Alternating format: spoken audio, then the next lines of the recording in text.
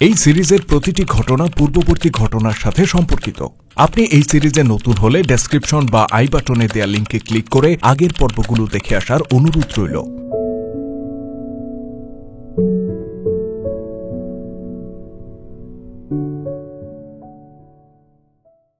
নিরাশা, হতাশা, দুশ্চিন্তা ও দুঃখ বেদনা আজাজ বেহকে ঘিরে ধরেছে।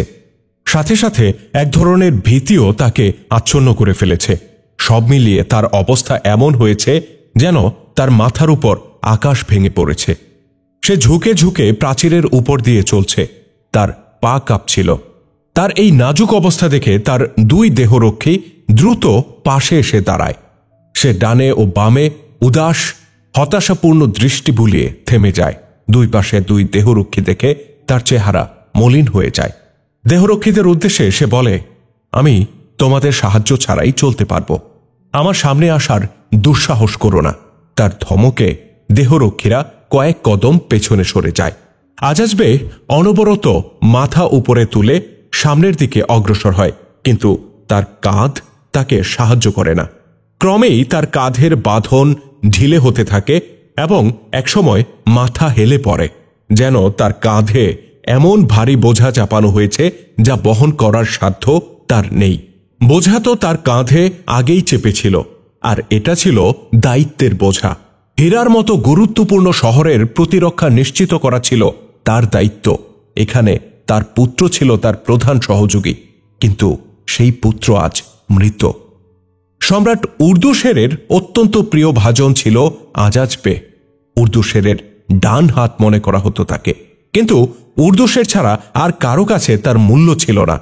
উর্দুশের তাকে বিরাট মর্যাদা দিয়ে রেখেছিল। সে হীরার মতো গুরুত্বপূর্ণ শহর ও তার সীমান্তবর্তী এলাকার শাসনকর্তা ছিল। অনেক এলাকার সে ছিল স্বাধীন একচ্ছত্র ক্ষমতার অধিকারী। এ সব কিছুই ছিল সম্রাট উর্দুশেরের বদান্যতার ফল। সেই তাকে এই বিশাল মর্যাদা ও ক্ষমতার আসনে আসীন করেছিল। কিন্তু সেই উর্দুশের আজ মৃত। পরবর্তী সম্রাট হয়ে পারস্যের রাজ সিংহাসনে যিনি আরোহণ করবেন, তার থেকে আজাজ বেহ কতটা মর্যাদা পাবে তা এখনই নিশ্চিত করে বলা যাচ্ছে না। অন্যদিকে মদিনার মুজাহিদরা বাস্তবে কি তার পায়ের তলা থেকে মাটি ছিনিয়ে নিতে অগ্রসর হচ্ছিল। আজাজ বেহ যখন শাহী মহলের খাস কামরায় গিয়ে পৌঁছল, তখন তার স্ত্রী তাকে বলল, মনে হচ্ছে যুদ্ধ শুরু হওয়ার আগেই আপনি পরাজয় মেনে নিয়েছেন। আপনার পুত্রের খুনি মদিনার ঘাতকদের আপনি কি ক্ষমা করে দেবেন? আজাজ বেহ গর্জে উঠে বলে, আমাকে ভাবতে দাও। কিন্তু তার কণ্ঠ ছিল কাঁপা কাঁপা। সে বলে, তোমরা কি মনে করেছ আমি মুসলিমদের সামনে অস্ত্র সমর্পণ করেছি? তোমরা কি শোনোনি সম্রাট উর্দুশের মারা গিয়েছেন? কক্ষে মুহূর্তে পিনপতন নীরবতা নেমে আসে। আজাজ বেহের স্ত্রী আতকে উঠে বলে, সম্রাট মারা গেছেন? উর্দুশের মারা গেছেন? অতঃপর সে আজাজ বেহের দিকে তাকিয়ে উচ্চ আওয়াজে বলে, জরথুস্ত্র আমাদেরকে তার অপমানের শাস্তি দিচ্ছেন। এখন আমাদের ওই আগুনে পুড়ে ভস্ম হওয়ার বিকল্প নেই, যে আগুনকে আমরা পূজা করি। আপনি জরথুস্ত্রের উৎসর্গস্থলে গিয়ে নিজের রক্ত জানের এই নজরানা পেশ করতে পারেন যে কোনো একজন মুসলিমকেও এখান থেকে জীবন নিয়ে ফিরে যেতে দেবেন না। ইত্যবসরে এক দেহরক্ষী ভেতরে এসে দাঁড়ায়। 1 ঘন্টা যাবৎ ঠায় দাঁড়িয়ে থেকে সে আজাজ বেহকে সালাম দিয়ে বলে, দূত এসেছে। আজাজ বেহকে নিরুত্তর দেখে তার স্ত্রী দূতকে ভেতরে পাঠাতে বলে। দেহরক্ষী বাইরে যেতেই একজন সিপাহী ভেতরে প্রবেশ করে। সেও ঘণ্টাখানেক বাইরে দাঁড়িয়েছিল। আজাজ বেহ উদাস দৃষ্টিতে তার দিকে তাকায়। দূত জানায়, মদিনাবাসীদের নৌযানগুলো বাঁধ পেরিয়ে অনেক সামনে এগিয়ে এসেছে। তাদের গতি খুবই দ্রুত। আজাজ বেহ জানতে চায় তাদের সৈন্য সংখ্যা কত। দূত জানায়, তাদের সৈন্য সংখ্যা আমাদের অর্ধেকও হবে না। আমার ধারণা মতে 20,000-এরও কম হবে তারা। কক্ষে উপস্থিত একজন সালার বলে, আমরা তাদেরকে ঘোড়ার পদতলে পিষ্ট করে ফেলব। আপনি আমাদের সর্বাধিনায়ক। আপনি নির্দেশ দিন, আমরা ফোরাতের মধ্যেই তাদের উপর তীরের বৃষ্টি বর্ষণ করব। তাদের নৌযানগুলো তাদের লাশ নিয়ে ফিরে যাবে। এদিকে দূত বলে, তীরের বৃষ্টি বর্ষণের আগে দরিয়ার পার পর্যন্ত পৌঁছানোর জন্য একটা লড়াইয়ের প্রয়োজন হবে। তাদের অনেক অশ্বারোহী দরিয়ার উভয় পাড় দিয়ে নৌযানগুলোর সাথে সাথে এগিয়ে আসছে। আমি এটাও জানতে পেরেছি যে অশ্বারোহীদের কমান্ডার হল মুসান্না বিন হারিসা এবং বেশিরভাগ সৈন্য হল পারস্য সম্রাটের মুসলিম বাসিন্দারা। আর যে নৌযানে চড়ে তারা আসছে সেগুলো আমাদেরই নৌযান। আজাজবে বলে এগুলো সেসব ভীরুদের নৌযান যারা মুসলিমদের হাতে পরাজিত হয়ে পালিয়ে গেছে। তারা এমন শত্রুদের জন্য রাস্তা পরিষ্কার করে দিয়েছে যারা একসময় অত্যন্ত দুর্বল ছিল। মদিনার এসব আরবদের আমরা কখনো পাত্তা দেইনি। সালার বলে এখনো আমরা তাদের দুর্বলই মনে করি। মহামান্য সেনাপতি, আমি আপনার আদেশ প্রার্থী। বলুন মুসলিমদের কোথায় আটকাতে হবে, নাকি কেল্লার অভ্যন্তরে থেকেই আপনি তাদের সাথে লড়াই করতে চান? আজাজ বেহ বলে, যদি আমি বলি আমি এই মুহূর্তে লড়াই করতে চাই না, তাহলে তোমরা। সালার আজাজ বেহের কথা শেষ হওয়ার আগেই বলে ওঠে, আমরা এটা মানতেই পারি না যে আপনি এমন কথা বলতে পারেন। এখন আপনি সম্রাট উর্দুসের ও নিজের পুত্রের মৃত্যুতে এত বেশি শোকাচ্ছন্ন যে ভালো করে চিন্তা ভাবনা করার শক্তিও আপনার নেই।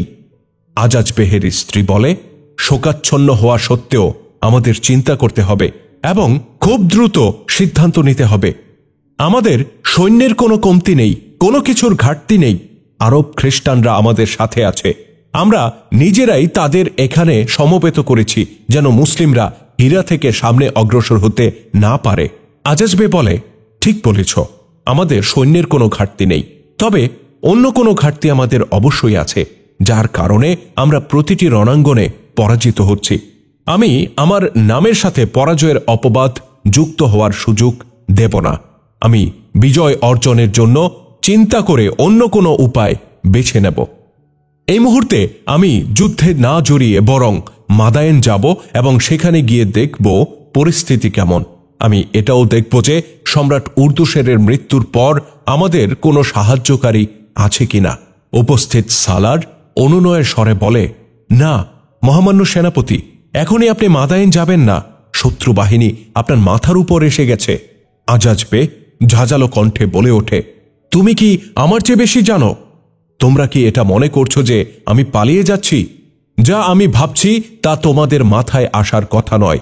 আমাকে খতিয়ে দেখতে হবে যে সেই দুর্বলতা কি যা প্রতিটি রণাঙ্গনে আমাদের পরাজয়ের কারণ হয়ে দেখা দিচ্ছে।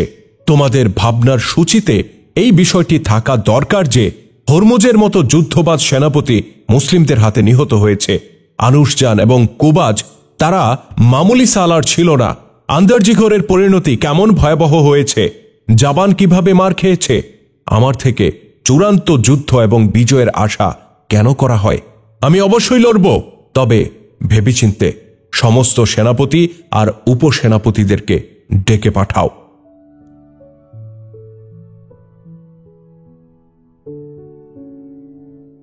হযরত খালিদ রাদিয়াল্লাহু তাআলা আনহুর বাহিনী ফোরাত নদীর বুক চিরে সামনের দিকে অগ্রসর হচ্ছিল। অশ্বারোহী বাহিনী নদীর উভয় পারে বিস্তৃতভাবে নৌযানগুলোর সাথে সাথে এগিয়ে চলছিল। প্রতি ক্ষণে এই আশঙ্কা ছিল যে হীরার সৈন্যরা যে কোনো স্থানে এসে হামলা চালাতে পারে, কিন্তু দূর দূরান্ত পর্যন্ত হীরার বাহিনীর কোনো চিহ্ন নজরে পড়ছিল না। মুসান্না বিন হারিসার অশ্বারোহী বাহিনী দরিয়ার পার থেকে দূর দূরান্তে শত্রু বাহিনীর উপস্থিতি খুঁজে ফিরছিল। হযরত খালিদ রাদিয়াল্লাহু তাআলা আনহুর জানা ছিল যে হীরার যুদ্ধ বড়ই রক্তক্ষয়ী হবে। মুসান্না বিন হারিসা সংবাদ পেয়েছিলেন যে আজাজবে হীরায় অসংখ্য সৈন্য সমবেত করে রেখেছে। হযরত খালিদ রাদিয়াল্লাহু তাআলা আনহুর দৃঢ় প্রত্যয় ছিল যে তিনি শত্রু বাহিনীর এক অত্যন্ত মজবুত সেনা ছাউনির দিকে এগিয়ে যাচ্ছেন। এক দুর্বার আকর্ষণ তাকে টেনে নিয়ে যাচ্ছিল। নতুবা মুসলিম বাহিনী ও শত্রু বাহিনীর শক্তি সামর্থ্য তুলনা করলে বাস্তবতার দাবি এই ছিল যে এক পা অগ্রসর হওয়ার পরিবর্তে তিনি মুসলিম বাহিনীকে 2 পা পেছনে নিয়ে যাবেন। কিন্তু খালিদ রাদিয়াল্লাহু তাআলা আনহু রাজ্য জয়ের নেশায় এই বিপদের ঝুঁকি নিচ্ছেন না, বরং তিনি আল্লাহ পাকের নির্দেশ পালন করছেন মাত্র। এত বিরাট আর শক্তিধর বাতিলের সহাবস্থান ইসলামের জন্য এত বিপজ্জনক ছিল যে এই বাতিলের মূলোৎপাটন না হলে খোদ বাতিলই তাকে পেছনে টেনে নিয়ে যেত এবং নিতে নিতে একসময় ধরা থেকে তার চিহ্ন মুছে দিত। দরিয়ার কিনারা থেকে মুসান্না বিন হারিসার আওয়াজ খালিদ রাদিয়াল্লাহু তাআলা আনহু শুনতে পান। মুসান্না জানান তাদের গন্তব্য অতি নিকটবর্তী। খালিদ রাদিয়াল্লাহু তাআলা আনহু নাবিকদেরকে বলেন, নৌযানগুলো তীরে ভিড়িয়ে তাদেরকে যেন নামিয়ে দেয়া হয়। মুসান্না এই এলাকাটি চিনতেন, কিন্তু তারপরও এলাকার 2 ব্যক্তিকে ধরে এনে তাদেরকে পুরস্কার দেন এবং পথ প্রদর্শনের জন্য তাদেরকে সাথে রেখে দেন। খালিদ রাদিয়াল্লাহু তাআলা আনহু দরিয়ার পারে নেমে এলে হযরত মুসান্না তার এক অশ্বারোহীকে বলেন সে যেন তার ঘোড়াটি খালিদ রাদিয়াল্লাহু তাআলা আনহুকে প্রদান করে। হযরত খালিদ রাদিয়াল্লাহু তাআলা আনহু দরিয়ার পারে নেমে এলে হযরত মুসান্না তার এক অশ্বারোহী সেনাকে ডেকে বলেন সে যেন তার ঘোড়াটি খালিদ রাদিয়াল্লাহু তাআলা আনহুকে প্রদান করে। খালিদ রাদিয়াল্লাহু তাআলা আনহু ঘোড়াটিতে আরোহণ করেন। হযরত মুসান্না এবং খালিদ রাদিয়াল্লাহু তাআলা আনহুর ঘোড়া পাশাপাশি চলছিল। মুসান্নার দৃষ্টি খালিদের চেহারায় নিবদ্ধ ছিল। খালিদ রাদিয়াল্লাহু তাআলা আনহু এদিক সেদিক দেখছিলেন। তার দৃষ্টি মুসান্নার উপর পড়লে মুসান্না অন্যদিকে দৃষ্টি না সরিয়ে বরং খালিদের দিকেই তাকিয়ে থাকেন। খালিদ মুচকি হেসে জিজ্ঞাসা করেন, ইবনে হারিসা, কি হলো? তুমি কি আমাকে চেনার চেষ্টা করছো? মুসান্না গম্ভীর কণ্ঠে বলেন, হ্যাঁ ইবনে ওয়ালিদ, আমি আপনাকে চেনার চেষ্টা করছি। আপনাকে আমার মানুষ মনে হয় না।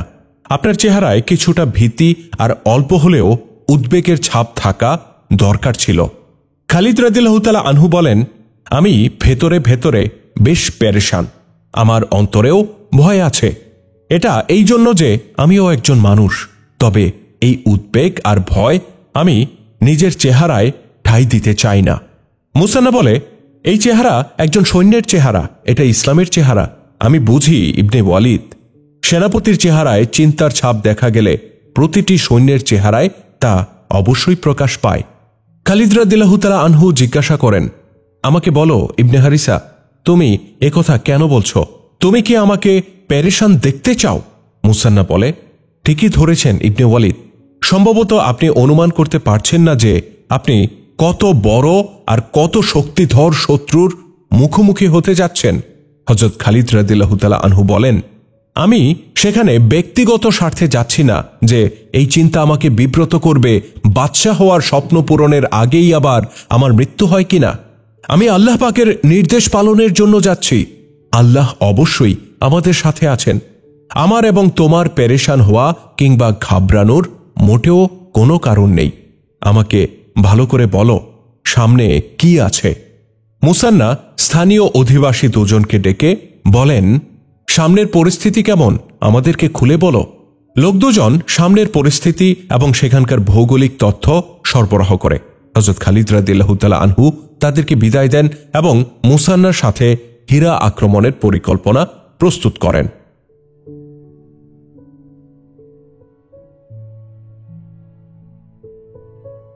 হীরা শহর ছিল নদীর কুল ঘেঁষে অবস্থিত। খালিদ রাদিয়াল্লাহু তাআলা আনহু তার 2 জন সালার আসিম বিন আমর এবং আদি বিন হাতিমকে নৌযান থেকে উপকূলে ডেকে আনেন। তিনি বলেন, আমি মানতে পারছি না যে অগ্নি পূজারীরা আমাদেরকে হীরার পথে বাধা দিবে না। তাদের কাছে এত সৈন্য আছে যে চাইলে সমস্ত এলাকায় সেসব সৈন্য ছড়িয়ে দিতে পারে। খ্রিস্টানরাও তাদের সাথে আছে।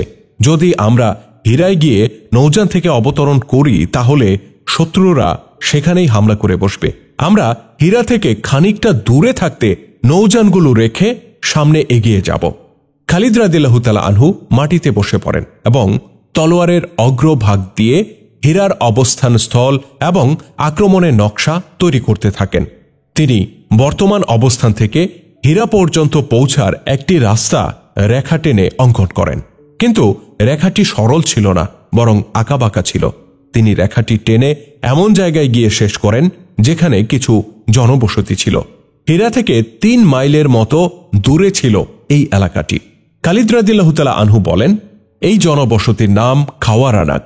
আমরা এর নিকটবর্তী এলাকা দিয়ে অতিবাহিত হয়ে দ্রুত হীরার দিকে অগ্রসর হব। আমি আশা করছি অগ্নিপূজারীরা শহর থেকে কিছু দূরে এগিয়ে পথিমধ্যে আমাদের গতি রোধ করবে। আমার ভাইয়েরা, এবারের যুদ্ধটি হবে খুবই ভয়ঙ্কর। জরথুস্ত্রের পূজারীরা আর কোনো পরাজয়ের ঝুঁকি নিতে চাইবে না। সামনে মাদায়েন, আমি তোমাদেরকে এক মহা পরীক্ষার মুখে ঠেলে দিচ্ছি, কিন্তু এই পরীক্ষায় আমাদেরকে অবশ্যই উত্তীর্ণ হতে হবে। দুশমনের সংখ্যা অবশ্যই আমাদের চেয়ে কয়েক গুণ বেশি। যদি আমি হীরা অবরোধের সুযোগ পাই তাহলে অবরোধ খুবই বিলম্বিত হবে। আমরা এত বেশি অপেক্ষা করতে পারি না। তোমরা প্রত্যেকে নিজের অন্তরে এই অঙ্গীকার করো যে আমাদের অবশ্যই অবরোধ না করে বরং হীরা বিজয় করতে হবে। এখন নৌযানগুলো নোঙ্গর করে পুরো বাহিনীকে উপকূলে নিয়ে আসো। মুসলিমদের সংখ্যা ছিল 18,000। সমস্ত বাহিনী নৌযান ছেড়ে জমিনে নেমে আসে। দ্রুত সামনে অগ্রসর হওয়ার জন্য তারা শ্রেণীবদ্ধ হয়। হযরত খালিদ রাদিয়াল্লাহু তাআলা আনহু তার সহকারী কমান্ডার আসিম ইবনে আমরকে সবার আগে এবং আরেকজন সহকারী আদি ইবনে হাতিমকে সবার পেছনে রাখেন, আর নিজে থাকেন মধ্যখানে। মুসান্না ইবনে হারিসার বাহিনী অগ্রবর্তী বাহিনী হিসেবে মূল বাহিনী থেকে প্রায় 1 মাইল আগে আগে চলছিল। খালিদ রাদিয়াল্লাহু তাআলা আনহুর নির্দেশে মুজাহিদ বাহিনী নীরবে এগিয়ে যাচ্ছে। তাদের জন্য নারাধ্বনি কিংবা রণসঙ্গীত নিষেধ করা হয়েছিল, যেন এটা প্রকাশ না পায় যে সৈন্যরা এগিয়ে আসছে। হযরত খালিদ সাধারণ পথ ছেড়ে ওই পথ ধরেছিলেন যা জঙ্গল এবং বিরান ভূমির মধ্য দিয়ে এগিয়ে গেছে। সাধারণত মানুষজন এই পথ ব্যবহার করত না। মুসান্না ইবনে হারিসার সৈন্যরা ছড়িয়ে ছিটিয়ে চলছিল, যেন কোথাও ওঁত পেতে থাকার সন্দেহ হলে মূল বাহিনীকে জানিয়ে তাদের যাত্রা স্থগিত করে দেয়া যায় এবং তারা যেন আচমকা আক্রমণের শিকার না হয়। খালিদ রাদিয়াল্লাহু তাআলা আনহুর সৈন্যরা খাওয়ারনাক পর্যন্ত পৌঁছে গিয়েছিল।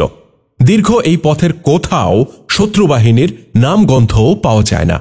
খালিদ রাদিয়াল্লাহু তাআলা আনহু সৈন্যদের যাত্রা বিরতির নির্দেশ দেন এবং একজন গুপ্তচরকে এই বলে পাঠান, তুমি বসতিতে গিয়ে খোঁজ নাও এখানে শত্রু সৈন্য আছে কিনা। এদের মধ্যে সেসব মুসলিমদের সংখ্যাই বেশি ছিল যারা একদিন পারসিকদের গোলাম ছিল। তারা দজলা এবং ফোরাতের মোহনায় অবস্থান করত।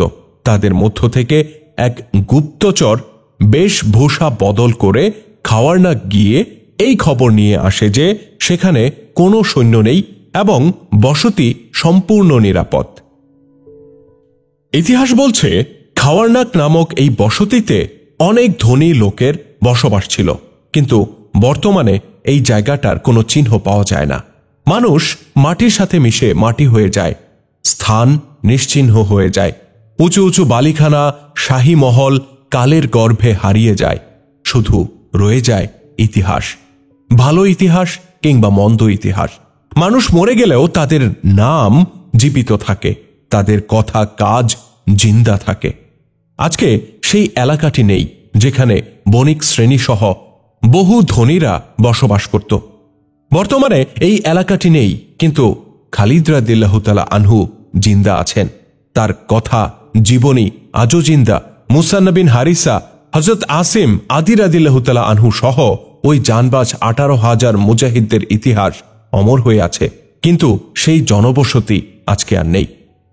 মুজাহিদ বাহিনী এমন এক শত্রুর মোকাবেলায় এগিয়ে চলছিল যারা এই 18,000 সৈন্যকে গিলে ফেলার মতো শক্তি সামর্থ্য রাখত। হযরত খালিদ রাদিয়াল্লাহু তাআলা আনহু ও তার উপসেনাপতিদের মধ্যে সিংহাসন কিংবা রাজমুকুটের প্রতি কোনো ভ্রুক্ষেপ ছিল না। তাদের ছিল না স্বর্ণ রৌপ্য কিংবা জহরতের লোভ। তাদের মধ্যে ছিল সীসাডালা প্রাচীরের মতো অগ্নি প্রত্যয়, যা তাদেরকে এই পথে অটল রেখেছিল। তারা এই পৃথিবীর মাঝে এমন কোনো জাতির উপস্থিতি দেখতে প্রস্তুত ছিল না যারা ইসলামের অস্তিত্ব ও উন্নতির পথে অন্তরায় হতে পারে। তাদের বিবেচনায় না কোনো দ্বিধা সংশয় ছিল, না কোনো রূপ অস্থিরতা কিংবা সিদ্ধান্তহীনতা ছিল। তারা আল্লাহর জন্য জান কোরবান করে রক্তাক্ষরে ভবিষ্যতের ইতিহাস রচনা করতে, অমর হওয়ার জন্য এগিয়ে চলছিল। ঐতিহাসিকগণ সেই যুগের বর্ণনাকারীদের বরাত দিয়ে লিখেছেন, হযরত খালিদ রাদিয়াল্লাহু তাআলা আনহু এই সময় নীরবতায় ডুবে গিয়েছিলেন। কোন সিপাহী তার দিকে তাকালে তিনি মুচকে হাসি দিতেন। খালিদ রাদিয়াল্লাহু তাআলা আনহু যখন খাওয়ারনাক পেছনে ফেলে সামনে এগিয়ে যান, তখন তার মুখ থেকে হয়তো কোনো নির্দেশ কিংবা নির্দেশনা বের হতো, এছাড়া তিনি আর কিছুই বলতেন না, একেবারেই নীরব থাকতেন। হযরত মুসা বিন হারিসা রাতে গেরিলা আক্রমণ এবং দিনে অতর্কিত হামলা চালিয়ে নিমেষে গায়েব হওয়ার ওস্তাদ ছিলেন। তিনি যখন খালিদকে বলতেন যে তিনি এমন এমন করবেন, তখন খালিদ শুধু বলতেন, আল্লাহ তোমাকে উত্তম প্রতিদান দিন ইবনে হারিসা। এর বাইরে একটা কথাও তিনি বলতেন না। হযরত খালিদ সুপরিকল্পিতভাবে পুরো বাহিনীকে খাওয়ার নাক পেরিয়ে সামনে এগিয়ে নিয়ে যান। তিনি কখনো এই ধারণার বশবর্তী ছিলেন না যে শত্রু বাহিনীর অজান্তেই তিনি তাদের টুটি চেপে ধরবেন। তিনি বিশ্বাস করতেন এবার শত্রুরা আগের চেয়ে অনেক বেশি সতর্ক থাকবে। হযরত খালিদ রাদিয়াল্লাহু তাআলা আনহু তার এক সালারকে নির্দেশ দেন যেন তিনি পেছনে ছেড়ে আসা এলাকার প্রতি গভীর নজরদারি করার জন্য কিছু সৈন্য সেখানে রেখে যান, যেন এই এলাকার কোনো লোক হিরায় গিয়ে এই সংবাদ দিতে না পারে যে মুসলিম বাহিনী এদিক দিয়ে অগ্রসর হচ্ছে। এলাকাটি ছিল ওত পাতার জন্য অত্যন্ত মোক্ষম জায়গা, কিন্তু বাইরে থেকে তা বোঝা এমনকি অনুমান করারও কোনো চিহ্ন ছিল না। এই সম্ভাবনা ছিল যে শত্রু বাহিনী হঠাৎ এসে পুরো বাহিনীর উপর একযোগে চড়াও হবে এবং 18,000 সৈন্যকে ঘেরাওয়ের আওতায় এনে অত্যন্ত ঠান্ডা মাথায় তাদেরকে হত্যা করবে। আরও কিছু দূর অগ্রসর হলে একটা পর্বত শৃঙ্গ মাঝপথে এসে দাঁড়ায়। হযরত খালিদ রাদিয়াল্লাহু তাআলা আনহু ঘোড়ার গোড়ালিতে ইঙ্গিত স্পর্শ করলে ঘোড়া তাকে নিয়ে পর্বতে উঠে পড়ে। এদিকে তার নির্দেশে মুসলিম বাহিনী পর্বতের গোড়ায় এসে থেমে যায়। পর্বতে আরোহণ করে খালিদ রাদিয়াল্লাহু তাআলা আনহু উচ্চকণ্ঠে বলেন, হে আল্লাহর সৈনিকগণ, তোমাদের প্রতি আল্লাহর রহম বর্ষিত হোক। আজকে আল্লাহ তোমাদেরকে এক কঠিন পরীক্ষার সম্মুখীন করেছেন। আল্লাহ রসুলের পবিত্র আত্মা আজ তোমাদেরকে পর্যবেক্ষণ করছে। আজ তোমরা এক কঠিন পাহাড়ের সাথে লড়াই করতে এবং সেই পাহাড়কে চূর্ণ বিচূর্ণ করে দিতে ছুটে এসেছ। সামনে যে বাহিনীর সাথে তোমাদের বোঝাপড়া হবে তারা এই পাহাড়ের চেয়ে কোনো অংশে কম নয়। ওহে ইসলামের মুজাহিদগণ, হয় বিজয় না হয় মৃত্যু। আমাদের জীবন আল্লাহর দেয়া আমানত। অবশ্যই এই আমানত আমাদের ফিরিয়ে দিতে হবে, তবে আমরা সেটা ফিরিয়ে দিতে চাই মর্যাদার সাথে, গৌরবের সাথে। আল্লাহ তোমাদের সহায়। সংখ্যার স্বল্পতা এবং রসদ হাতিয়ারের ঘাটতি কখনো তোমাদের জয় পরাজয়ের নির্ধারণ করবে না। সংখ্যার স্বল্পতা পরাজয়কে অনিবার্য করে না, তেমনি সংখ্যাধিক্যের দ্বারাও জয় নিশ্চিত হয় না। বিজয় আসে প্রেরণা এবং দৃঢ়তা থেকে। এই বিশ্বাসে বলিয়ান হয়ে অগ্রসর হও যে আল্লাহ তোমাদের সাথে আছেন। হযরত খালিদ রাদিয়াল্লাহু তাআলা আনহু মুজাহিদ বাহিনীর জজবা ও প্রেরণা বহুগুণ বাড়িয়ে দেন এবং ইস্পাত দৃঢ় প্রেরণায় উজ্জীবিত হয়ে তাদেরকে সামনে অগ্রসর হওয়ার নির্দেশ দেন। খালিদ রাদিয়াল্লাহু তাআলা আনহু তার বাহিনী নিয়ে হীরাকে পেছনে রেখে অনেক দূর ঘুরে অগ্রসর হয়েছিলেন। শহরের উপকণ্ঠে পৌঁছে গেলেও কোনো শত্রু সৈন্য তার নজরে পড়ে না। প্রাচীরের উপরে এবং কেল্লাতেও কাউকে দেখা যায় না। কোথাও কোনো সৈন্য না দেখায় খালিদ রাদিয়াল্লাহু তাআলা আনহু এমন সৈন্যহীন অবস্থাকে শত্রুর পাতা ফাঁদ বলে মনে করতে থাকেন, কিন্তু বাস্তবে এটা কোনো ফাঁদ ছিল না। দুশমনেরা স্বেচ্ছায় শহর ছেড়ে চলে গিয়েছিল। হীরার কোথাও অগ্নিপূজারীদের একজন সৈন্যেরও দেখা মেলে না। কেল্লার প্রধান ফটক ছিল একেবারেই উন্মুক্ত। মুসা বিন হারিসা নিজের কয়েকজন অশ্বারোহী নিয়ে শহরের চারপাশ ঘুরে আসেন। অতঃপর ফিরে এসে তিনি খালিদকে রিপোর্ট দেন। তিনি বলেন, প্রধান ফটক খোলা, লোকজনকেও স্বাভাবিক চলাচল করতে দেখা যাচ্ছে। বিষয়টা আমার বুঝে আসছে না। খালিদ রাদিয়াল্লাহু তাআলা আনহু বলেন, এটা তো স্বাভাবিক ব্যাপার নয়। নিরাপত্তা চৌকিগুলো খালি, এদিকে তুমি বলছো শহরে লোকজন আছে। এটা নিশ্চয়ই পরিকল্পিত ফাঁদ। আসিম এবং আদিকে ডেকে পাঠাও। আসিম ইবনে আমর এবং আদি ইবনে হাতিম উভয়ে উপস্থিত হলে খালিদ রাদিয়াল্লাহু তাআলা আনহু তাদেরকে শহরের বর্তমান অবস্থা সম্পর্কে জানান। উদ্ভূত পরিস্থিতিতে করণীয় নির্ধারণে পরস্পর মতবিনিময় এবং আলোচনা হয়। পরিশেষে এই সিদ্ধান্ত হয় শহরের প্রবেশের সমস্ত দরজা দিয়ে মুসলিম বাহিনী একযোগে তুফানের মতো প্রবেশ করে সারা শহরে ছড়িয়ে পড়বে। বিপর্যয় ঘটলে এটা অত্যন্ত ভয়াবহ হতো। খালিদ রাদিয়াল্লাহু তাআলা আনহু যেভাবে মুজাহিদদেরকে শহরে প্রবেশ করতে বলেন, তাতে শত্রু কর্তৃক তাদের কচু কাটা হওয়া কিংবা ঘরে ঘরে লুকায়িত তীরন্দাজদের তীরের নিশানা হওয়ার বিরাট আশঙ্কা ছিল। কিন্তু খালিদ রাদিয়াল্লাহু তাআলা আনহু বিপদের পাহাড় সত্ত্বেও জীবন মরণ চ্যালেঞ্জ গ্রহণ করেন। শহরে প্রবেশের নির্দেশ দেওয়ার সাথে সাথে মুসলিম বাহিনী ঘোড়া ছুটিয়ে তুফানের গতিতে শহরের ভেতর প্রবেশ করে। এদিকে শহরের বাসিন্দারা আত্মগোপন কিংবা পলায়নে তৎপর হওয়ার পরিবর্তে সবাই খোলা আকাশের নিচে এসে দাঁড়ায়।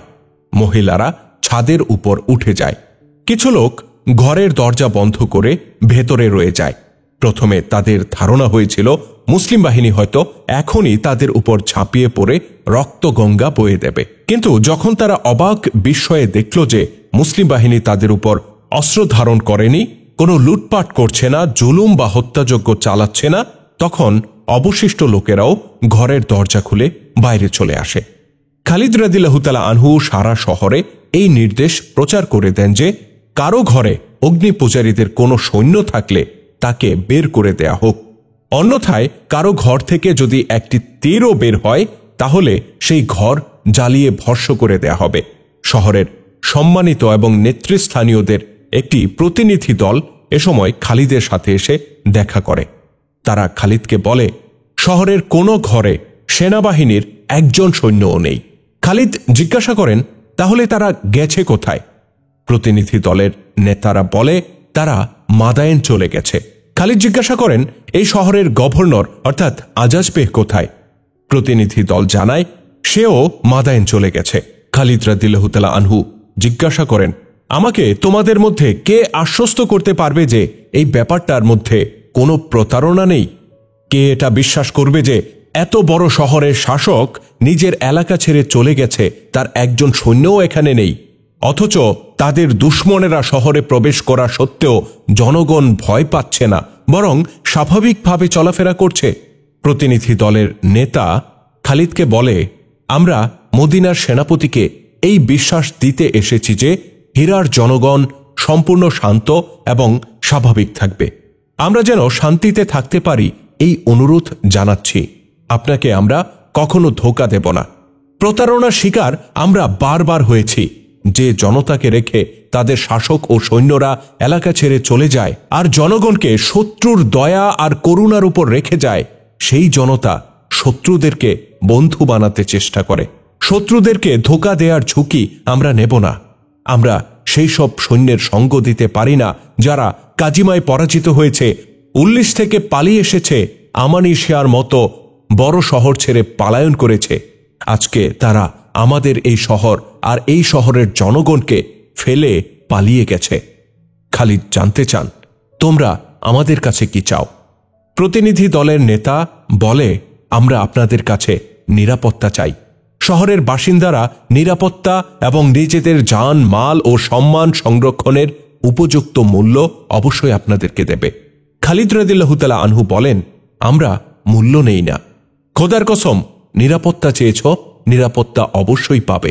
আমার বাহিনীর একজন সদস্যও কি তোমাদের কারো ঘরের কোনো বস্তুতে হাত দিয়েছে, কারো ইজ্জতের উপর হামলা করেছে? প্রতিনিধি দল জানায়, না, তারা এমনটি করেনি। খালিদ বলেন, আমরা কেবল সেই সব শহরের ধন সম্পদকে গনিমতের মাল মনে করি যার অধিবাসীরা পালিয়ে যায় কিংবা যারা আমাদেরকে বাধা দেয়। তোমরা নিজেদের ঘরে ছিলে এবং আমাদের বিরুদ্ধে অস্ত্র ধারণও করনি। সেজন্য এটা আমার কর্তব্য যে আমি এই শহরের অধিবাসীদেরকে নিজের আশ্রয়ে নিয়ে নেব, আর আমি এর জন্য এক পয়সাও মূল্য নেব না। যাও, যেভাবে নিরাপদে এসেছ ঠিক সেইভাবে নিরাপদে ফিরে যাও। প্রতিনিধি দলের নেতা বলে, নিঃসন্দেহে এটা ওই শক্তি যা আপনাকে প্রতি রণাঙ্গনে বিজয় দান করেছে।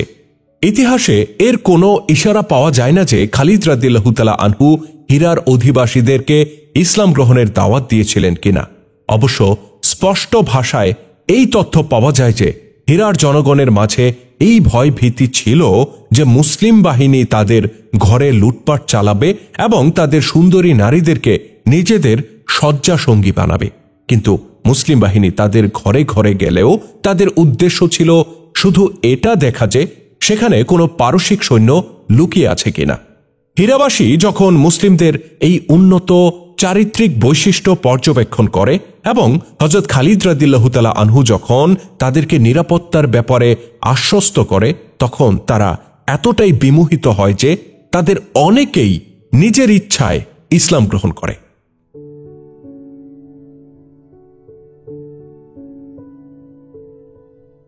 হীরার একজন সর্দার খালিদ রাদিয়াল্লাহু তাআলা আনহুকে বলে, এখন হীরা আপনার, তবে আপনি শহরটি কবজা করে নিরাপদ থাকতে পারবেন না। আপনি হয়তোবা জেনে থাকবেন যে হীরার আশেপাশে আরো 4টি কেল্লা রয়েছে। এসব কেল্লার অধিকর্তা বিভিন্ন গোত্রের সর্দারগণ। প্রতিটি কেল্লায় রয়েছে অসংখ্য আরব খ্রিস্টান সেনা। খালিদ রাদিয়াল্লাহু তাআলা আনহু বলেন, আমরা যেহেতু পারস্যের নামকরা সেনাপতিদেরকে পরাজিত করতে পেরেছি, সুতরাং এসব কেল্লাবাসীদেরকে পরাস্ত করতে আশা করি আমাদেরকে খুব বেশি বেগ পেতে হবে না। যেসব কেল্লার কথা তোমরা বলছো, সেই কেল্লার সৈন্যরা যুদ্ধ করতে কতটা পারদর্শী? হীরার উক্ত সর্দার জানায়, এদের প্রত্যেক সৈন্য জীবন বাজি রেখে যুদ্ধ করে। আমরা এই বাহিনীকে পারস্য বাহিনী অপেক্ষা অধিক শক্তিশালী ও বাহাদুর মনে করি। খালিদ রাদিয়াল্লাহু তাআলা আনহুকে ওই 4 কেল্লা সম্পর্কে যে বিস্তারিত তথ্য দেয়া হয় তার সার সংক্ষেপ অনেকটা এরকম। প্রতিটি কেল্লার স্বতন্ত্র নাম রয়েছে। একটি কেল্লার নাম কসরে আব আজ, এই কেল্লাপতির নাম আয়াস বিন কুবাইসা। দ্বিতীয় কেল্লার নাম কসরুল আদাসিন, কেল্লাপতির নাম আদি বিন আদি। তৃতীয় কেল্লার নাম কসরে বনু মাজিন, কেল্লাপতির নাম ইবনে আক্কাল। চতুর্থ কেল্লার নাম কসরে ইবনে বুকায়লা, আর এই কেল্লার অধিপতির নাম আব্দুল মসিহ বিন আমর বিন বুকায়লা। হযরত খালিদ রাদিয়াল্লাহু তাআলা আনহু কেল্লার বিস্তারিত তথ্য জেনে তার সহকারী সেনাপতিদেরকে ডেকে পাঠান এবং তাদেরকে বলেন, এসব কেল্লা জয় করা এখন খুবই জরুরি, নতুবা হীরা যে কোনো সময় হাতছাড়া হয়ে যেতে পারে। ইসলামী প্রতিরক্ষা ব্যবস্থার প্রাণী হল কোন স্থান থেকে আশঙ্কার আভাস পেলে আগেই নিজেরা অগ্রসর হয়ে সেখানে আক্রমণ করা। আর ইসলামী যুদ্ধবিদ্যার ভিত্তি হল দুশমনের চ্যালেঞ্জ গ্রহণ করা এবং শত্রুপক্ষকে প্রস্তুতি গ্রহণের সুযোগ না দিয়ে তাদের উপর চড়াও হওয়া।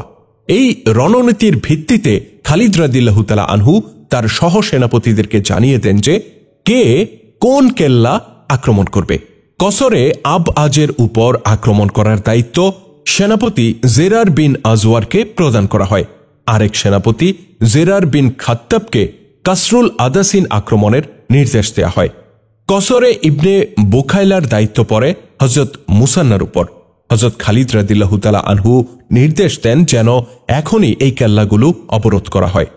খালিদ রাদিয়াল্লাহু তাআলা আনহু সর্বপ্রথম 4 কেল্লাপতি বরাবর এই পয়গাম পাঠান যে হয় ইসলাম গ্রহণ করো, নতুবা কর প্রদানে রাজি হও। আর এই 2 প্রস্তাবের কোনোটা না মানলে মুসলিমদের তলোয়ারের মোকাবেলার জন্য প্রস্তুত হও।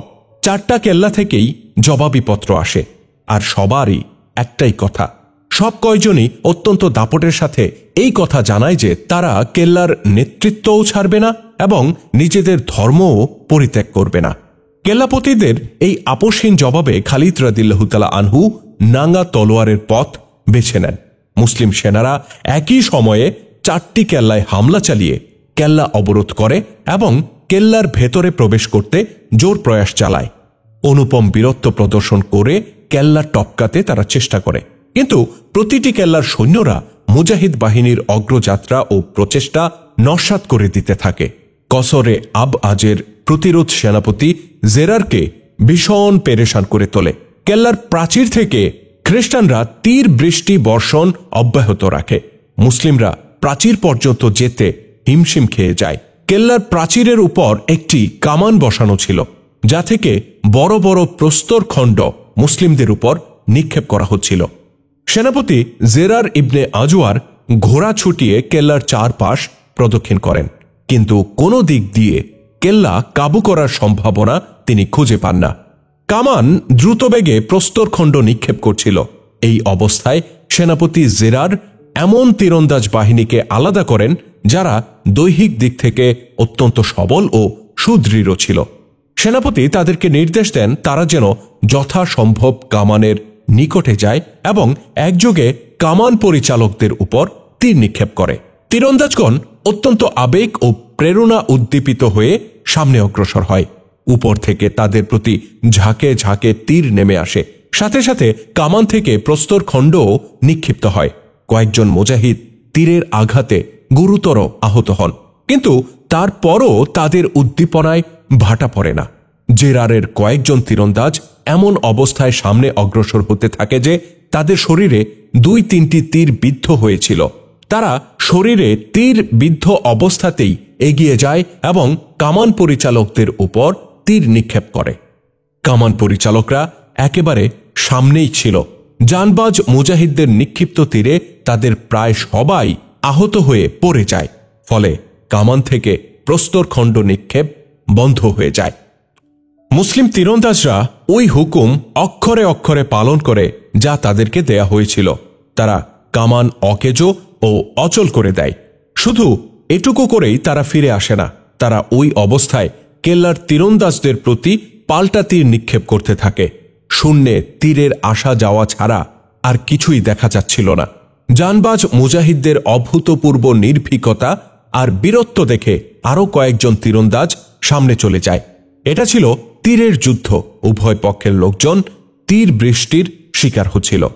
সেনাপতি জেরার মুষ্টিমেয় তীরন্দাজদের অকুতু ভয় আর নির্ভীকতা দেখে কেল্লার চারপাশ প্রদক্ষিণ করেন এবং তীরন্দাজদের প্রতি আবারও এই বার্তা পাঠান তারা যেন আরও সামনে অগ্রসর হয়ে তীর নিক্ষেপ করে। এদিকে অপর 3টি কেল্লার অবস্থাও অনেকটা এমনই ছিল। খ্রিস্টানরা বীরত্বের সাথে মোকাবেলা করে যাচ্ছিল। মুসলিম অশ্বারোহীরা দ্রুত বেগে ঘোড়া ছুটিয়ে পাঁচিলের কাছে আসত এবং ধাবমান ঘোড়ায় বসে তীর নিক্ষেপ করে আবার দূরে সরে যেত। এই কৌশলে অশ্বারোহীদের এই ফায়দা হয় যে তারা শত্রুপক্ষের তীরের নিশানা থেকে বেঁচে যেত। তারপরও কিছু অশ্বারোহী অবশ্যই আহত হতো। কতিপয় মুজাহিদ কেল্লার প্রধান ফটক পর্যন্ত পৌঁছে যায় এবং তারা দরজা ভাঙার আপ্রাণ চেষ্টা চালায়, কিন্তু ফটকের রক্ষীরা অধিকতর বীরত্ব দেখিয়ে তাদের চেষ্টা ভণ্ডুল করে দেয়। মুসলিম বাহিনীর তীরের আঘাতে প্রাচীরের উপর যত সৈন্য ভূপতিত হতো তার চেয়ে বেশি সৈন্য এসে তাদের শূন্যস্থান পূরণ করে দিত।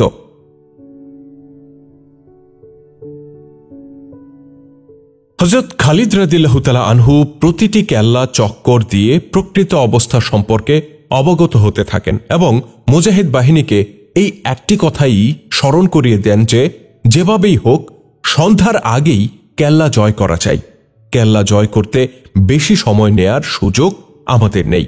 খালিদ রাদিয়াল্লাহু তাআলা আনহু শুধু পেছন থেকেই নির্দেশ দেন না, বরং কেল্লার প্রাচীরের তত কাছে পর্যন্ত চলে যেতেন যেখানে তীর বৃষ্টি হচ্ছিল। তিনি 2টি কেল্লার প্রধান ফটক পর্যন্ত পৌঁছে যান। খালিদ রাদিয়াল্লাহু তাআলা আনহু এই জন্য বেশি দেরি করতে চাচ্ছিলেন না যে তার আশঙ্কা ছিল হয়তো হঠাৎ করেই পেছন দিক থেকে আজাজ বেহের আত্মপ্রকাশ ঘটতে পারে এবং সে মুসলিম বাহিনীর উপর চড়াও হতে পারে। ভূখণ্ডটি ছিল অগ্নি পূজারীদের, এই কেল্লাগুলো তাদের, আর যে সৈন্যরা আছে তারাও তাদেরই অনুগত। এলাকার লোকজনও ছিল তাদের পক্ষে। এর বিপরীতে মুসলিমদের সৈন্য সংখ্যা ছিল নেহায়েত কম। উপরন্তু এই দূর দেশে তাদের কোনো আশ্রয়স্থলও ছিল না। এটা হযরত খালিদ রাদিয়াল্লাহু তাআলা আনহুর অসাধারণ বিচক্ষণতা, দূরদর্শিতা এবং তার উপসেনাপতিদের নজিরবিহীন দুঃসাহসিকতার পরিচয় ছিল যে তারা শত আশঙ্কা 2 পায়ে দলিত মথিত করে একের পর এক শুধু এগিয়েই চলছিলেন। তাদের অভিযানে পশ্চাৎমুখিতার কোনো নাম ছিল না। মূলত এই দুঃসাহসিকতার কারণেই পারসিক বাহিনীর জন্য মুসলিম বাহিনী একটা ত্রাসে পরিণত হয়েছিল। মুসলিমদের নাম শুনলেই তারা ঘাবড়ে যেত, তাদের হৃৎপিণ্ডে কম্পন শুরু হতো। খালিদ রাদিয়াল্লাহু তাআলা আনহু কখনো এই আত্মতৃপ্তিতে ভুগতেন না যে যারা পরাজিত হয়ে রণে ভঙ্গ দিয়ে পালিয়েছে তারা আর আক্রমণ করতে আসবে না। তিনি এই 4টা কেল্লাকে শত্রুর পাতা ফাঁদ কিংবা শত্রুর বিছানো জাল মনে করতেন। তাই তিনি অধিকতর সতর্কতার জন্য দূর দূরান্তে গুপ্তচর পাঠিয়ে দিয়েছিলেন, যারা উঁচু বৃক্ষে চড়ে উঁচু জায়গায় উঠে সতর্ক দৃষ্টি রাখছিল। তাদের প্রতি নির্দেশ ছিল দূর থেকে কোনো সৈন্যবাহিনীর চিহ্ন নজরে আসলে তা যেন সাথে সাথে খালিদ রাদিয়াল্লাহু তাআলা আনহুকে জানানো হয়। এদিকে কেল্লাগুলোর ভেতরের দৃশ্য এমন ছিল যে প্রাচীর থেকে আহত তীরন্দাজদের সরিয়ে নেওয়া হচ্ছিল, আর বেশিরভাগ তীর তাদের চেহারা, চোখ এবং ঘাড়ে লেগেছিল। আহতদের আর্তচিৎকারে তাদের সঙ্গীদের উৎসাহ উদ্দীপনায় অনেকটাই ভাটা পড়তে শুরু করেছিল। মুসলিম বাহিনীর নারাধ্বনি আর গর্জন কেল্লার এদিক থেকেও শোনা যাচ্ছিল। এতে কেল্লাবাসীদের হৃদয়ে কম্পন শুরু হয়ে গিয়েছিল। ভীতি ও ত্রাস তাদেরকে আচ্ছন্ন করে ফেলেছিল। তারা ভেতর থেকে অনুমান করছিল যে মুসলিমদের অগণিত সৈন্য কেল্লা অবরোধ করে রেখেছে। ঐতিহাসিকদের সূত্রে মোহাম্মদ হুসাইন হাইকাল লিখেছেন, সবগুলো কেল্লাতে পাদ্রী ও অন্যান্য ধর্মীয় নেতারা অবস্থান করছিল। তারা যখন দেখল পাঁচিল থেকে বহু পরিমাণ আহত সৈন্যদেরকে নামিয়ে আনা হচ্ছে, তখন তারা কেল্লার অধিকর্তাদের কাছে যায়। ইতিহাস থেকে শুধু একটি কেল্লার অভ্যন্তরের বিস্তারিত অবস্থা জানা যায়। এটা ছিল কসরে ইবনে বুকাইলা কেল্লা। এই কেল্লার অধিপতির নাম ছিল আব্দুল মসিহ বিন আমর বিন বুকাইলা। আব্দুল মসিহ সম্পর্কে এই তথ্য জানানো দরকার যে তিনি কোনো যেনতেন কেল্লাপতি ছিলেন না। তিনি ইরাকের শাহজাদা নামে পরিচিত ছিলেন। অগ্নিপূজারীরা একসময় ইরাক দখল করে নিয়েছিল, কিন্তু আব্দুল মসিহ এর বাপ দাদারা এই কেল্লাকে নিজেদের কাছেই রেখে দেন। পারস্য সম্রাটের পক্ষ থেকে তাকে কর্তৃত্ব দেয়া হয়নি, বরং তিনি ছিলেন স্বঘোষিত অধিকর্তা। তিনি অন্য কেল্লাপতিদেরকেও নিজের প্রভাবে প্রভাবান্বিত করে রেখেছিলেন। তিনি ছিলেন একজন অসাধারণ বিচক্ষণ ব্যক্তি। বীরত্বেও তিনি ছিলেন অদ্বিতীয়। তার সবচেয়ে বড় গুণ ছিল প্রত্যুৎপন্নমতিত্ব এবং উপস্থিত জবাব। তিনি ততদিনে অতি বৃদ্ধ বয়সে উপনীত হয়েছিলেন, কিন্তু তারপরও প্রেরণা আর উদ্দীপনায় তিনি ছিলেন টকবগে যুবকের মতো। তিনি পারস্যের ন্যায়পরায়ণ সম্রাট নওশেরওয়ার এর যোগ দেখেছিলেন। এর থেকে বোঝা যায় তার বয়স অনেক বেশি ছিল। বাকপটুতা আর বিচক্ষণতার কারণে সম্রাট নওশেরওয়ার আব্দুল মসিহকে খুবই ভালোবাসতেন, আর এই নওশেরওয়ার ছিল উর্দুশেরের দাদা। আব্দুল মসিহ একবার ন্যায়পরায়ণ নওশেরওয়ারকে বলেছিলেন, ওহে সম্রাট, আমি এবং আমার কিছু সর্দার আপনার আনুগত্য মেনে নেব না। আমরা নিজ নিজ কেল্লাতেই অবস্থান করব। এতে আশা করি আপনারও কিছু ফায়দা হবে।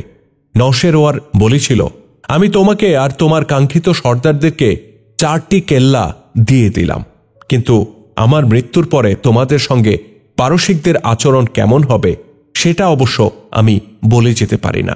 আব্দুল মসিহ বলেছিলেন, আপনার মৃত্যুর পর পারস্য সাম্রাজ্যের অধপতন শুরু হবে। এই কথা শুনে নওশেরওয়ার বলেছিল, মধু বর্ষণকারী মুখ হতে আমি এমন কথা শুনতে পারি না ইবনে বুকাইলা। তবে কি তুমি আমাকে বদদোয়া দিচ্ছ, নাকি পারস্যের অধপতনের কারণ তুমি নিজেই হবে? আব্দুল মসিহ বলেছিলেন, কোনোটিই নয়। আপনি একজন ন্যায়পরায়ণ শাসক। আপনার পর ন্যায়পরায়ণতাও মরে যাবে, শুধু বাদশাগিরি রয়ে যাবে। 3য় অথবা 4র্থ প্রজন্ম আপনার নাম কলঙ্কিত করবে। এতে করে পারস্যের সীমানা সংকুচিত হতে থাকবে এবং তার জায়গায় অন্য কোনো জাতি এসে ক্ষমতা দখল করে নেবে। নওশেরওয়ার তার এই কথা শুনে বলেছিল, আমার হৃদয় তোমার এই কথায় সায় দিতে চায় না। পারস্য তো এক মহাশক্তির নাম। আব্দুল মসিহ তখন বলে, তবে মন দিয়ে শুনুন, যে মস্তকে একবার বাদশাগিরি ঢোকে সেখান থেকে ন্যায় আর ইনসাফ বের হয়ে যায়। সিংহাসনে বসলে প্রজাদের মহাব্বত অন্তর থেকে উধাও হয়ে যায়। আপনার পরে আগত শাসকেরা যদি সৈন্যদের উপর ভরসা করে প্রজাদের শান্তি সুখের চিন্তা না করে, তাহলে তারা তাদের পতনকে ত্বরান্বিত করবে। তাদের দ্বারা নিষ্পেষিত জনগণ তাদের সঙ্গ দেবে, যারা বাইরে থেকে এসে হামলা করবে। আমার বয়স তত বেশি নয় যে অভিজ্ঞতার আলোকে কথা বলবো, কিন্তু আমি অনুধাবন করছি যে পারস্যবাসীদের জন্য আগত ভবিষ্যৎ মোটেও সুখকর হবে না। এটা ছিল বহু বছর আগের একটি আলাপন। বর্তমানে আব্দুল মসিহ এর বয়স এত বেশি হয়েছে যে তার কোমর নুয়ে পড়েছে, তার কাঁধ বাঁকা হয়ে গেছে। কাঁপুনির রোগে তিনি এত বেশি আক্রান্ত যে সবসময় তার মাথা ও হাত কাঁপতে থাকে।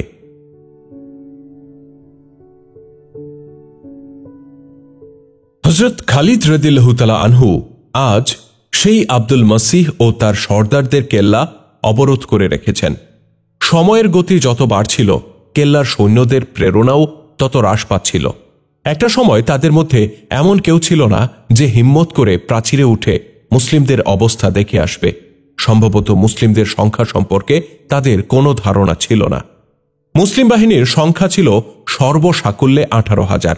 এই সৈন্যরা ভাগ হয়ে 4টি কেল্লা অবরোধ করে রেখেছিল। শুধু অবরোধ নয়, বীর দর্পে এগিয়ে তারা হামলাও করছিল। আব্দুল মসিহ তার মহলে গেলে সেখানে 2 জন পাদ্রী তার সাক্ষাতের জন্য অপেক্ষমান ছিল।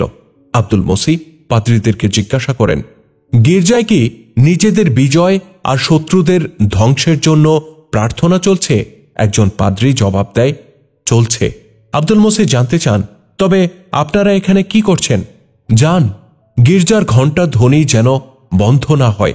প্রধান পাদ্রী জানায়, আমরা নিজেদের সৈন্য ও জনগণের ব্যাপক হত্যা এবং তাদের ঘর বাড়ির লুটতরাজ থেকে বাঁচানোর জন্য এখানে এসেছি।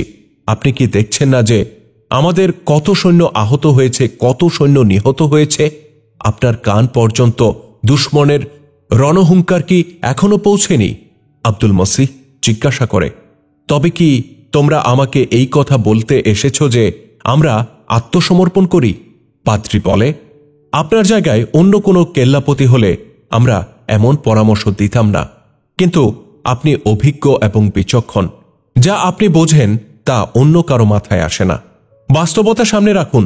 মুসলিমরা কেল্লা কবজা করা এবং কেল্লায় ঢুকে ব্যাপক হত্যাযজ্ঞ, লুটতরাজ আর নারীদেরকে ছিনিয়ে নেওয়ার আগেই আপনি যদি কিছু শর্ত সাপেক্ষে কেল্লা তাদেরকে হাওলা করে দেন, তাহলে এটাই কল্যাণকর হবে।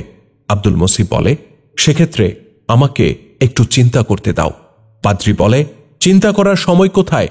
উপরের দিকে তাকিয়ে দেখুন, মুসলিমদের তীর পাঁচিল টপকে ভেতরে আসছে।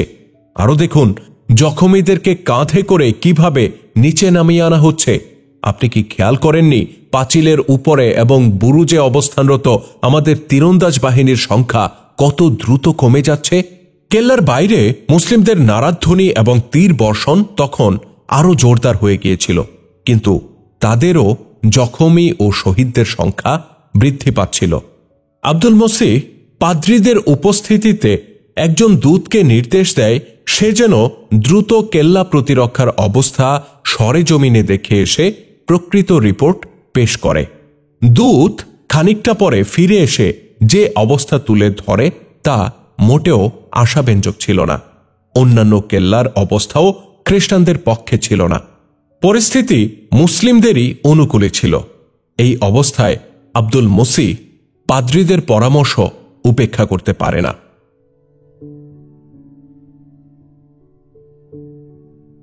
ঘোড়ায় উপবিষ্ট এক বৃদ্ধ ব্যক্তিকে বাইরে বেরিয়ে আসতে দেখা যায়।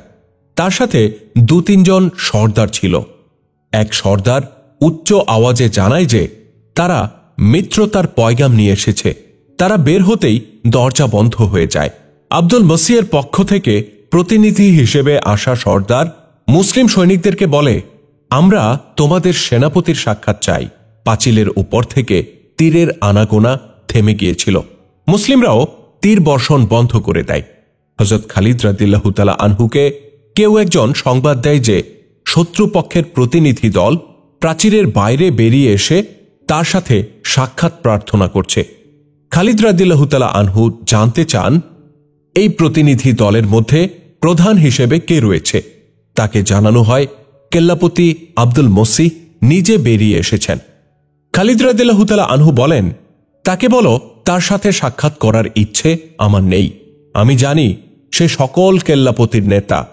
তাকে বলো যে যদি সন্ধ্যা নাগাদ অপর 3 কেল্লার কেল্লাপতিরাও অস্ত্র সমর্পণ না করে, তবে আমরা তাদের এমন কোণঠাসা করে ছাড়ব যে তারা আমাদের শর্ত মানতে বাধ্য হবে। আর তখন একজনকেও জিন্দা ছাড়া হবে না। আব্দুল মসিহ খালিদ রাদিয়াল্লাহু তাআলা আনহুর এই পয়গাম শুনে বুঝে নেন যে পরিশেষে বিজয় মুসলিমদেরই হবে। তিনি তৎক্ষণাৎ অন্যান্য কেল্লাগুলোতে দূত পাঠিয়ে দেন। অন্যান্য কেল্লার অভ্যন্তরীণ দৃশ্য এমন ছিল যা আব্দুল মসির কেল্লাতে ছিল। কেল্লার সৈন্যদের উদ্দীপনায় ততক্ষণে ভাটা পড়েছিল এবং সাধারণ জনতা চরম ভীত আর উদ্বিগ্ন ছিল। সেসব কেল্লাপতিরা অস্ত্র সমর্পণ করতে প্রস্তুত ছিল, কিন্তু কেউ এটা চাচ্ছিল না যে তার অস্ত্র সমর্পণ প্রথমে হোক এবং এই কলঙ্ক তার গায়ে লাগুক যে সেই সর্বপ্রথম অস্ত্র সমর্পণ করেছে। এক্ষেত্রে আব্দুল মসিহ এর পয়গাম তাদের মাঝে স্বস্তি এনে দেয়। তারা পয়গাম পেয়েই তীর বর্ষণ বন্ধ করে দেয়। 3টি কেল্লা থেকেই 3 জন কেল্লাপতি বাইরে বেরিয়ে আসে। তাদেরকে হযরত খালিদের সামনে নিয়ে আসা হয়। খালিদ রাদিয়াল্লাহু তাআলা আনহু তখন একটি গাছের নিচে দাঁড়িয়েছিলেন। কেল্লাপতিদের উদ্দেশ্য করে খালিদ বলেন, তোমরা আমাদের দুর্বল মনে করে মোকাবেলা করেছিলে কি? তোমরা কি ভুলে গেছো যে তোমরা সবাই আরব? তোমাদের কি জানা নেই যে আমরাও আরব? তোমরা অনারব হলেও এই আশা রাখা উচিত নয় যে তোমরা ওই সেনাদলকে পরাস্ত করতে পারবে যারা পারস্যের এতগুলো বাহিনীকে পরাজিত করে এসেছে এবং যারা ন্যায় আর ইনসাফে নজিরবিহীন, যাদের তলোয়ারের খ্যাতি সর্বজন বিদিত। বয়োবৃদ্ধ আব্দুল মাসিহ খালিদ রাদিয়াল্লাহু তাআলা আনহুকে বলেন, আপনি এখন যা ইচ্ছা বলতে পারেন। আপনি তো বিজয়ী। আজকে আমাদের কিছু বলার অধিকার নেই, কেননা আমরা আপনার সামনে অস্ত্র সমর্পণ করেছি। প্রখ্যাত ঐতিহাসিক আবু ইউসুফ হযরত খালিদ রাদিয়াল্লাহু তাআলা আনহু এবং আব্দুল মসিহ এর কথোপকথনের বিবরণ দিতে গিয়ে আরও লিখেছেন, আব্দুল মাসিহ এত বেশি বৃদ্ধ হয়ে গিয়েছিল যে তার ভ্রু পর্যন্ত দুধের মতো সাদা হয়ে গিয়েছিল, আর সেগুলো এত বেশি লম্বা হয়ে গিয়েছিল যে তাতে তার চোখ ঢাকা পড়ে গিয়েছিল। এই ঐতিহাসিকের সূত্রে জানা যায় খালিদ রাদিয়াল্লাহু তাআলা আনহু আব্দুল মসিহ এর ব্যক্তিত্বে অত্যন্ত প্রভাবিত হয়েছিলেন। খালিদ রাদিয়াল্লাহু তাআলা আনহু আব্দুল মাসির কাছে জানতে চান, আপনার বয়স কত? আব্দুল মাসিহ জবাবে বলে, 200 বছর।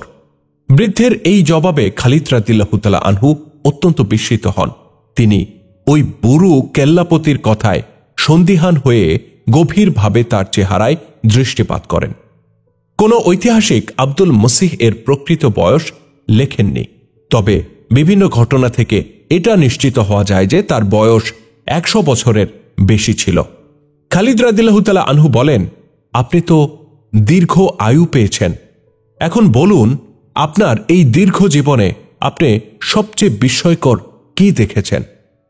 আব্দুল মসিহ জবাবে বলেন, সম্রাট নওশের ওয়ারের ন্যায় বিচার আর ইনসাফ।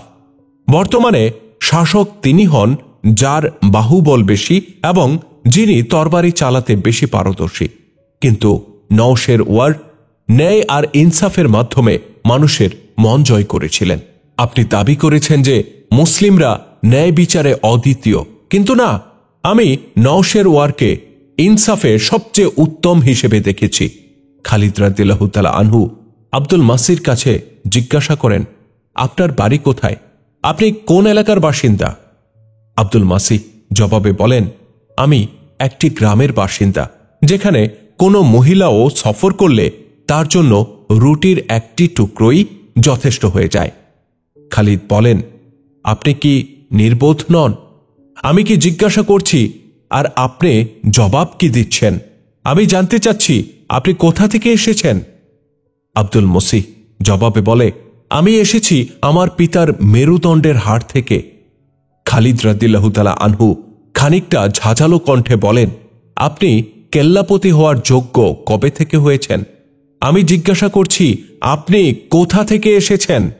আব্দুল মসিহ এবার বলেন, আমি আমার মায়ের পেট থেকে এসেছি। খালিদ রাদিয়াল্লাহু তাআলা আনহু যখন দেখেন যে এই বুড়ার কথাবার্তা, চিন্তা ভাবনা এবং উত্তর প্রদানের ঢং অনেকটা রসিকতামূলক, তখন তিনিও চিত্ত বিনোদনের জন্য তার ঢঙে কথা বলতে শুরু করেন। ওই সময় যে প্রশ্নোত্তর চালাচালি হয়েছিল তা প্রায় সকল ঐতিহাসিকই লিপিবদ্ধ করেছেন। আর এই কথোপকথন অনেকটা এরকম। খালিদ জিজ্ঞাসা করেন, আপনি কোথায় যাবেন? আব্দুল মাসিহ বলেন, সম্মুখ পানে। খালিদ জিজ্ঞাসা করেন, আপনার সামনে কি আছে? আব্দুল মাসিহ বলে, আখিরাত। খালিদ রাদিয়াল্লাহু তাআলা আনহু জিজ্ঞাসা করেন, আপনি কি জানেন আপনি কোথায় দাঁড়িয়ে আছেন? আব্দুল মাসিহ বলে, মাটির উপরে। খালিদ রাদিয়াল্লাহু তাআলা আনহু আব্দুল মাসিহ এর এই বেপরোয়া অবস্থা দেখে লোকটির মধ্যে এই অনুভূতি জাগ্রত করতে চান যে তিনি একজন বিজয়ী সেনাপতির সামনে দণ্ডায়মান। আল্লাহই ভালো জানেন তিনি কি যেন ভেবে তাকে জিজ্ঞাসা করেন, আপনি কিসের মধ্যে আছেন? আব্দুল মাসিহ বলে, আমি নিজের কাপড়ে আবৃত অবস্থায় আছি। দীর্ঘমেয়াদী হেয়ালির কারণে খালিদ রাদিয়াল্লাহু তাআলা আনহু এবার অনেকটা রেগে যান।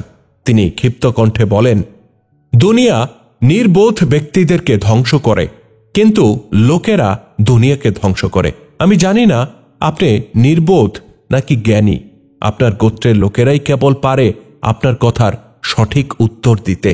আব্দুল মাসিহ বলেন, জনাব সেনাপতি, পিঁপড়াই ভালো জানে তার গুহার মধ্যে কিছু রেখেছে কিনা। ওট কিন্তু কখনোই বলতে পারবে না পিঁপড়ার গুহায় কি রয়েছে। তার এই কথাটা শুনে খালিদ রাদিয়াল্লাহু তাআলা আনহু অনেকটা চমকে ওঠেন। আব্দুল মাসিহর দিকে তিনি গভীর দৃষ্টিতে তাকান। তার রাগ ততক্ষণে পড়ে গিয়েছিল। তিনি বৃদ্ধের এতটুকু কথায় বুঝে ফেলেন যে লোকটি মোটেই নির্বোধ কিংবা অশিক্ষিত নন। খালিদ রাদিয়াল্লাহু তাআলা আনহু এবার তার সাথে সম্মান আর শ্রদ্ধা নিয়ে কথা বলতে শুরু করেন। তিনি আব্দুল মাসিহকে বলেন, সম্মানিত বুজুর্গ, এমন একটি কথা বলুন যা সব সময় আপনি মনে রাখতে চান। ঐতিহাসিকগণ লিখেছেন, খালিদ রাদিয়াল্লাহু তাআলা আনহুর এই প্রশ্নে আব্দুল মাসিহ গভীর চিন্তায় হারিয়ে যান। তার চেহারায় উদাস আর বিষণ্ণতার ছাপ প্রকাশ পায়। তিনি কিছুক্ষণ চোখ বন্ধ করে রেখে তারপর চোখ খুলে কেল্লার দিকে তাকান। অতঃপর তিনি বলেন, আমার সেই সময়ের কথা মনে পড়ছে যখন এই কেল্লার পাশ ঘেঁষে প্রবাহমান ফোরাত নদীতে চীনের সামুদ্রিক জাহাজগুলো পাল তুলে চলাচল করত।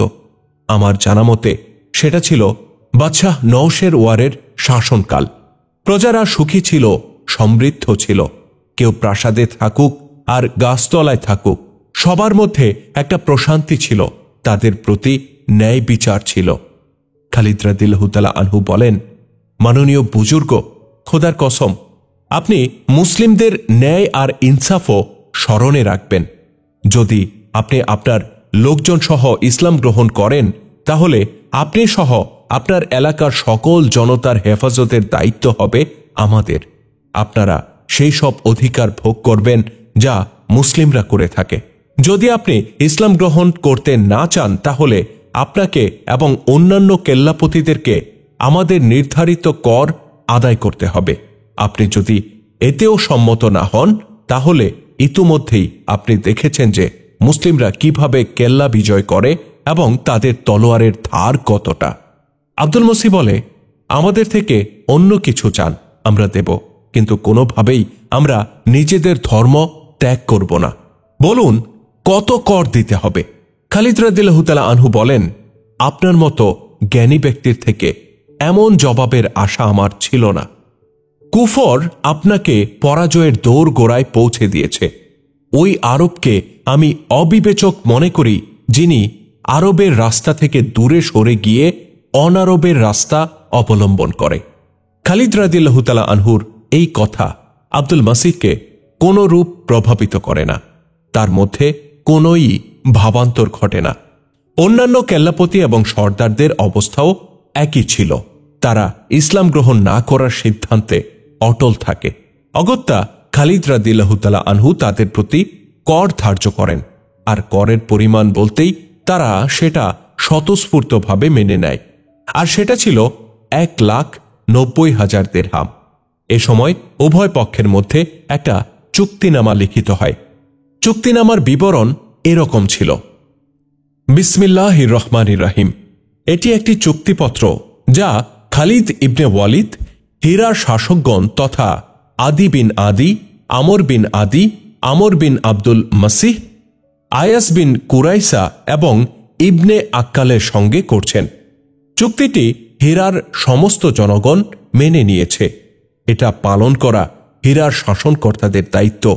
এই চুক্তিপত্র মোতাবেক হীরাবাসী মুসলিম রাজধানী মদিনায় 1,90,000 দিরহাম প্রতি বছর কর হিসেবে আদায় করবে।